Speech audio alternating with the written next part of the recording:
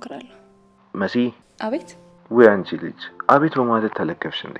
እኔ ምልሽ ቆይ ግን ትወጂኛለሽ? ማ እንዴ አንተ እንዴ ምን አይነቱ ነው? ቆይ እንደዚህ አይነት ጥያቄ ይጠየቃል? እንዴ አስደነገጠኝ እኮ። ኤልሱ ረፊ ወንድሜ እየመረረህም ቢሆን ወጣው። ልጅቷ በጣም ስርዓት የሌላት ባለጌ ናት። አንተ እንድትወዳድ ለማድረግ እየሞከረች ነበር። አሁን ደግሞ አዶኒስ ሳመችው። ብቻ ምን አለፋችሁ ወንድ ልጅውን እንጂ ልጅቷ ከመሳሳት ወደ ኋላ አትልም። አንቺ ስድ ጭራሽን የዚህ ቆም እህቴን ስም ታረክሻለሽ።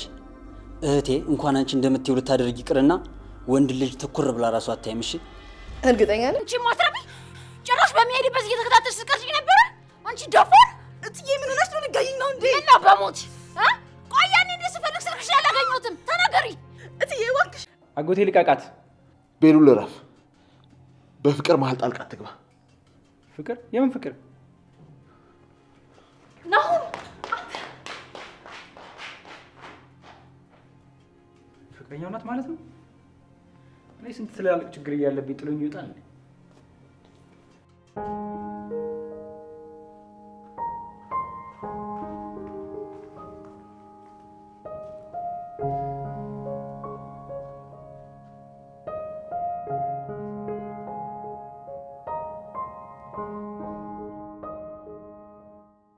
እረፍ ቤሉል፣ አርፈ ተቀመጥ። ካልፈለገች አልፈለገች ምን ወቅ ተዋት። ዳንታቱ እንዴ ለምንድን ነው እንደዚህ የሚኮሳተረው? ደግሞ ፊቱን አዞረብኝ። ደህና አደርክ? ልጁ ምን ሆኗል አሁን? ይሄ ምኑ ያስቃል?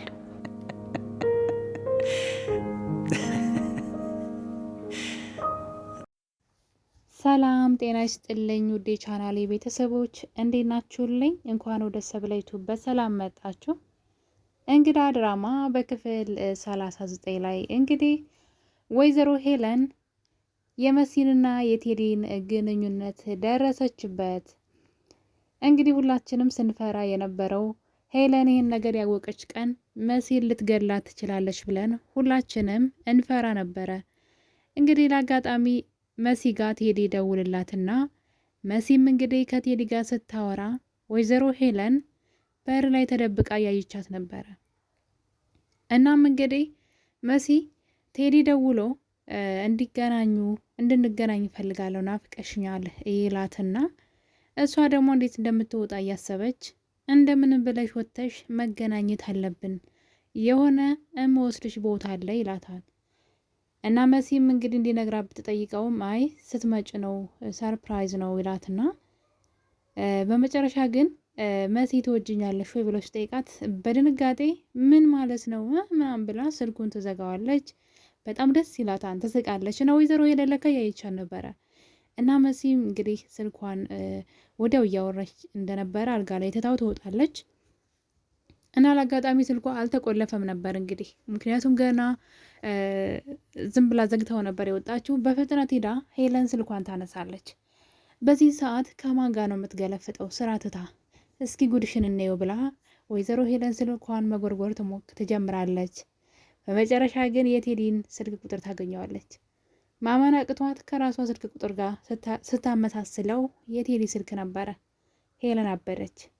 ታስታውሱ ከሆነ እዚህ ቀደም አታስረፍጅኝ፣ የምትጠብቀኝ ሴት አለች፣ ጓደኛዬ እየጠበቀች ነው፣ እሷ ጋር መሄድ አለብኝ ብሏት ነበር ሄለንና ሄለን ደግሞ ይቺ ሴት ማናት?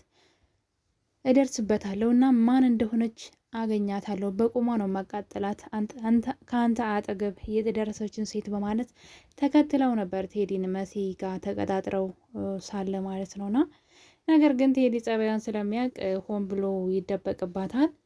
ብትፈልገው ስታጣው እንግዲህ ተመልሳ ትሄዳለች እንጂ የዛን ቀን ራሱ ከማን ጋር እንደሚገናኝ ለማወቅ ተከትለው ነበር። ነገር ግን መሲ እንግዲህ በራሷ የጥንቃቄ ጉድለት መሰረት ራሷ ስልኳን እንግዲህ ሳትዘጋው ወጥታ ነው ሄለን ያገኘችው። እና እንግዲህ ከማን ጋር ስታወራ እንደነበረ ደርሳበታለች። ሌሎች መረጃዎችንም አግኝታለች። ሄለንን ይዛት በምትወጣ ሰዓት በድብቅ ፎቶ ታነሳትና ተቀርጻት ነበር መሰለኝ። እነሱን ሁሉ መረጃዎች ያገኘች ይመስለኛል ስልኳ ላይ። እና በመጨረሻ እንግዲህ ወይዘሮ ሄለን በጣም ትናደድና መሲን በጩኸት ትጠራታለች። መሲ ደግሞ አዶናይ በድጋሚ ወይዘሮ ሄለን ክላስ ውስጥ የድምፅ መቅጃ እያስቀመጠ ነበረ። መሲ ደግሞ ድንገት ወደ እሷ ክፍል ስትሄድ በመስኮት ታየውና እሱ ከወጣ በኋላ ወደ መኝታ ቤቱ በመግባት ያንን የድምፅ መቅጃ ነቅላ ወጥተው ነበረ። በዛም የተነሳ አዶኒ ተመልሶ ሲመጣ እሷ ስታነሳው ያገኛትና በጣም በሚያስፈራ ንግግር ይናገራታል። ሁለተኛ እንዳትከታተይኝ፣ የማደርገውን ነገርም እንዳትነኪ ብሎ ነጥቋት መልሶ እንግዲህ የወይዘሮ ሄለን ክላስ ውስጥ የድምፅ መቅጃ አስቀምጧን አዶኒ እንግዲህ መረጃ ካገኘ ነው። ምክንያቱም አሁን ላይ ያገኛቸው መረጃዎች ሁሉ መኩም ቢሆን አላቅም ምንም አውቀው ታሪክ የለም ስላለው ምንም መረጃ ማግኘት ስላልቻለ ሄለንን ለማስፈራራት እንዲመቸው በድጋሜ የድምፅ መቅጃ ክላሷ ውስጥ አስቀምጧል። ይህን ነገር ግን መሲ ታውቃለች።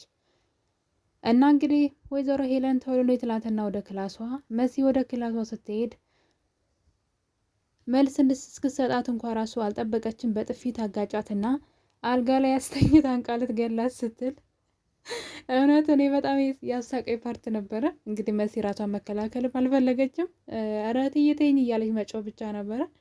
እሷ ግን እንዳይጥ ነበር የቦጫጨረቻት። እናም እንደዛ እያረገቻት እያለ እስኪ ማን እንደሚያድንሽ አውቃለሁ ዛሬ እገልሻለሁ እያለች በሚሄድበት ደግሞ እየተከታተልሽ ፎቶ ታነሽኛለሽም በሚል ብቻ አንድ ብቻ አይደለም ጥፋቱ። በመጨረሻ ግን አይንዬ ጩኸቱን ሰምታ ስትመጣ ግን እኔ አይንዬ እኮ አይኗ ነው ምኗ ነው የተያዘው? ቆይ ምኒቱ ጉር ናት? ቆይ አይንዬ መቼ ነው የምትነቃው? የምታየውን ነገር ሁሉ ለምንድን ነው? እኔ እኮ ግራ ገባኝ እንዴ። እያየች ጸጉሯን ይዛ እየወነወነቻት ምን ሆናችን ስትላት ራሷን እኮ አሟት ነው መሲል ምናምን ብላ ስታቅፋት አይታለች። የሆነውን ነገር እዛው ቁማ እየደበደበቻት አይታለች። ግን ሄለን ስላለቻት ብቻ አመነች። እና መሲ እኮ ራሷን አሟት ነው ብላ እንግዲህ ነገሩን ብታስቀይስም ጉዳዩ ግን አልተቋጨም። ገና ስለ ጉዳዩ አላወሩም። ምክንያቱም የቴዲ ስልኳ ላይ ተገኝተዋል። ጉድ ነው እንግዲህ። ሄለን ደግሞ ቴዲን በጣም ነው የምትወደው። ስለዚህ መሲን ቀጣይ ምን ልታረጋት ትችላለች? በሌላ በኩል ደግሞ ናሆም አሁንም መሲን መከታተል አልተወም። እናም መሲ እንግዲህ ወይዘሮ ሄለን እንደዛ ጸጉሯን ወኑና ከለቀቀቻት በኋላ ወደ ሳሎን ሄዳ ሳሎን እያስተካከለች ነበረ። ድንገት ናሆም ይመጣና ቤት ሳሎን ቁጭ ይላል። መሲ ያላየችውም ዘወር ስትል ካጠገቧ ቁጭ ብሎ ነበር። እንዴት አስደነግጠኛለህ ትለዋለች። እሱ ግን አውቃለሁ በጣም ቆንጆ ስለሆንኩ ውበት ያስደነግጣል፣ ግን ብዙ እንደዚህ አታሞጋግሽኝ፣ ወንድ ልጅ ስለሆንኩኝ እኮራብሻለሁ ብሎ እንግዲህ ነገር ይጀምራታል። እሷም እንግዲህ በአሽሙር ስትናገረው ለምንድን ነው ስልክ የዘጋሽብኝ ብሎ ነው እንግዲህ ነገር የጀመራት። እናም በግድ ከኔ ጋር ትሆኛለሽ፣ እኔ ከፈለኩሽ ዝቅ ብለሽ ከኔ ጋር ትኖሪያለሽ በማለት መሲን በማስገደድ እንግዲህ እኔ እንደምፈልግሽ ትሆኛታለሽ ብሎ ይዟት እያለ ቤሉል ይመጣል።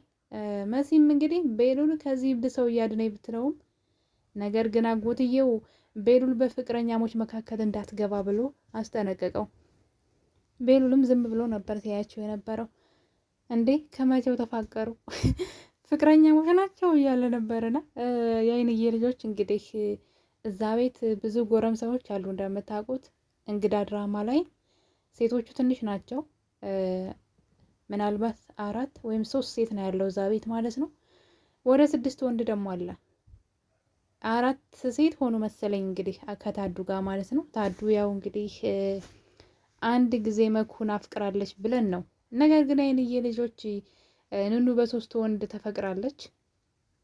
3 ወንዶች እየተናጩባት ነው። አሁን ደግሞ መሲ በ2 ወንዶች ተፈቅራ እንግዲህ ግን በጣም ነው ደስ የሚለው እውነት። እንግዳ ድራማ በጣም ደስ ነው የሚለው። በዛ ላይ ደግሞ በጣም ብዙ ሰው ሳይሆን በጣም ጎበዞች እና በጣም ተወዳጆች ልጆች ናቸው ያሉትና እንግዲህ መሲን በግድ ይዟት ወጥቷል ማለት ነው። ናሆም ከኔ ጋር ውጭ ትወጫለች፣ ቤት ውስጥ ለማውራት አይመቸንም በማለት ከቤት ውጭ ይዟት ሄዷል። ቤሉልም ሊያድናት አልፈለገም። ፍቅረኛው ከሆነች እኔ ምን አገባኝ በሚል ብዙ የራሴ ችግር አለብኝ በማለት ትቷት ነበረ። ነገር ግን ቤሉል ሳሎን ቁጭ ብሎ እያለ እንግዲህ ኑኑ ወደ ሳሎን ትሄዳለች እሱን ለማየትና ለማውራት። ቤሉል አኩርፎ ነበር፣ ለምቦጩን ጥሎ ሊያት አልፈለገም። እንደውም ከራሱ ጋር እያወራ ነበር። ቤሉል ራስህን ተቆጣጠር፣ እረፍ፣ በቃ እሷ አልፈለገችም አይደል፣ በቃ እሷ ላንተ አትሆነም፣ ተው እያለ ራሱን እየተቆጣ ነበር። ኑኑ ደግሞ አይኑን እያየች ለምንድን ነው ጀርባውን የሚሰጠኝ፣ ለምንድን ነው ማያየኝ እያለች ቢቸግራት እንዴት አደርክ ብትለውም ሊያናግራት አልፈለገም ጭራሽ። እንግዲህ ቤታቸው ሀዘን አለ። በእርግጥ አሁን ላይ ጥቁር ልብስ እያወለቁ ነው። ቆየ እንግዲህ አባብዬ ከሞቱ ቆይተዋል። ጋሽ ቶማስ ማለት ነው። ያው ጥቁር ልብሳቸውን እያነሳሱ ነው። ነገር ግን ቲቪ እንግዲህ ቤት ውስጥ አይከፈትም አይደለም እና ቲቪ በከፍቶ ዝም ብሎ ይገለፍጥ ነበረ። እሷን ማለት ልክ እንደሌለች ለመቁጠር ነው እና እሷን በነገሩ ተናዳ ትተው ትሄዳለች። እሱ ግን እሷ እንድትሄድለትና እሷ በእሷ ስለተናደድ፣ ሰው ሲናደድ ይስቃል። ምንም ማያስቅ ነገር ሊያስቀው ይችላል። ውስጣችሁ ርር ሲል በቃ እንደዚህ ነውና ውስጡ በጣም ነው ያዘነው። ግን ሰዎችን በማስገደድ በግድ ፍቅር የሚል ሰው አይደለም። የሰዎችን ስሜትና መብት ይጠብቃል። በጣም ነው ደስ የሚለኝ ቤሉል ማለት ነው። እና እንግዲህ በዚህ ሁኔታ እያሉ ነበረ። ኑኑ ወደ ፎቅ ትወጣና አዶኒ ያገኛታል። እናም አሁን ወደ ውጭ እንወጣለን ይላታል። እሷ ደግሞ ስራ ላይ ስትለው እዚህ ቤት እስኪ ማንም ሰው ስራ አልሰራሽም ብሎ ከተናገረች ለእኔ ንገሪኝ፣ አሁን ከኔ ጋር ውጭ እንወጣለን፣ በፍጥነት ታች ነይ ይላታል። ቤሉል እንዲያያቸውና እንዲናደር ነው የፈለገው እሱ። እናም ቤሉል ድንገት ወደ ላይ ሲወጣ በር ላይ ሁለቱ እያወሩ ያያቸዋል። ኑኑ አላየችውም ቤሉልን። እሱ ግን ቤሉልን ስላየው ቤሉልን ለማናደድ አቅፏት ማንም አይለየንም የኔ ቆንጆ እያለ እንግዲህ ቤሉልን ለማናደድ ብዙ ርቀቶችን እየሄደ ነው። ቤሉል ግን ዝም ብሏል። እንደፈለጋት እሷ እስካልፈለገች ድረስ ብሎ ዝም ብሏታል። እሷ ደግሞ ከአዶኒ ጋር በጣም በብዛት እየተቀራረበች ትገኛለች። ምክንያቱም እምቢ ማለት የምችለውን ነገር እሺ ብለው አብረው የሚለውን ነገር እያደረገች ነው፣ በግድም ቢሆን ማለት ነው። እና እንግዲህ ያቺ ደግሞ ነጭ አይጥ እህቱ ኤልሹ ማለት ነው ኤልሻዳይ አንድ ውሸት ወሬ ታወራለች። ካስታወሳችሁ ከአዶናይ በመስኮቱ ሂዶ ኑናያትን በግድ እያወራት ነበር ካላወራሽ ብሎ። በዛ ቅጽበት ኤልሹ ከጎን ታይና መኩ ደግሞ ድንገት በሯን ከፍቶ ሲገባ ኑኑ ከዛ ከአዶናይ ጋር እያወራች ስለነበረ አዶናይን ከዚህ እንዲሄድ ከነገረው በኋላ እሷን ደግሞ ስርዓቷን እንድትይዝና ሁለተኛ ከእሱ ጋር ስታወራ እንዳላይሽ እያለ እየነገራት ነበር። እናም በዚህ ቅጽበት ነበረ ኤልሻዳይ ሳሎን በመውረድ ለሁሉም ሰው እሷ እንደዚህ ያደርጋለች ብላ ስሟን ለማጥፋት ፈልጋ ብትጠራትም ኑኑ ግን እንግዲህ ከአዲስ ካፈቀራት ከጆ ጋራ በመጋረጃው ጀርባ ተደብቀው እያለ ነበር። እንግዲህ ኑኑያት ኤልሻዳይ ውሸትን የጀመረችው ለወንድሟ እዚህ ቤት ፍቅር ተጀምሯል። ዛሬ እኮ አዶናይ እና ኑኑ ሲሳሳሙ አየዋቸው ባይኔ ትላለች። ወንድሟ ባይኖር እንግዲህ አስቡ እና መኩ በቦታው ባይኖር ኑሮ እንግዲህ ምን እንዳወራች ተመልከቱ። ይሄ ነገር አልሳካላት ሲል እንግዲህ ጆ እንዲያግትላትም ኑኑያትን ጠይቀው ነበረ። በሌላ በኩል ግን አሁን ራሷ አንድ ተንኮል አስባለች። ኑኑያትን እዚህ ቤት የምታስወጣበት አንድ እቅድ አሰበች። እሱም እንግዲህ ኑኑያትን ወደ ክላሷ ትጠራትና ከዛ መኝታ ቤቱ ትቆልፈዋለች። ቁልፉን ታነሳና የራሷን ጸጉር በራሷ እንትን እያለች ፊቷን ራሷ በጥፊ እየመታች ማለት ነው ኑኑ ተይኝ እያለች መጮህ ጀመረች። ድረሱልኝ፣ አድኑኝ እያለች እንግዲህ ኑኑያትን እዛ ቤት ለማስወጣት የማታደርገው ነገር የለም። መሲ ሲቀደም አስጠንቅቃት ነበረ። ከእህቴ አጠገብ ከደረሽ ይህን የድምፅ ቅጅ ለሁሉም ሰው እናገራለሁ ያደረግሽውን ብላት ነበረ። ነገር ግን ኤልሹ አሁንም እያረፈች አይደለም። በእርግጥ በኤልሹም መፍረድ አይቻልም። ኤልሹ ጋር አብሯት የሚሆን ሰው የለም። ሁሉም ሰው ኑኑ ነው የሚወደው እና አይታችሁ ከሆነ ኑኑ እና ቁጭ በይ ካጠገቤ ብላ ልብሴን እጠፊ ያለቻት እና እሷን እያየች ራሷን መኳኳል ጀምራ ነበር ማለት እሷን ለመምሰል ማለት ነው። እና ከባድ ነው፣ የበታችነት ስሜት በጣም ከባድ ነው። ኤልሻዳይ ጋር ያለው ነገር ምንድን ነው? ኤልሹ ጋር የበታችነት ስሜት ነው። በቃ እንዴት እሷ ከኔ ገጠሬ ሆና ከኔ የተሻለች እኔ ሀብታም ልጅ ሁኜ እሷ እንዴት ከኔ የተሻለ ሆነች በሚል ነው። እና ቅናት በጣም አደገኛ ነገር ነው። ኤልሹዬ ግን ከቅናቶች ትንሽ ቀዝቀዝ ብትይ ጥሩ ነው። እና የኔ ተወዳጆች እንግዲህ እንግዳ ድራማ አሁን ላይ ቤሉል በጣም አሳዝኖናል። ከጨዋታ ውጭ ሆኖ ዝም ብሎ ከዳር ሆኖ እየተመለከተ ነው። አዶናይ ደግሞ እሱን ለማናደድ የማይፈነቅለው ድንጋይ የለም። እኔ ግን ከቤቱ እንዲኖር ለምን ፈቀደለት? ከቤቱ ቢያባረረው መልካም ነው እላለሁ። አዶናይ ብዙም የማይመች ሰው ነው። እንግዲህ እኔ አልተመቸኝም። እናንተስ ምን ትላላችሁ? ሀሳባችሁን ኮሜንት ላይ ያስቀምጡልኝ እና የኔ ቤተሰቦች በቀጣይ በክፍል 40 እስከምንገናኝ ድረስ የዛሬው ክፍል ይህን ይመስል ነበረ። ሁላችሁንም እወዳችኋለሁ። ቸር ቆዩልኝ።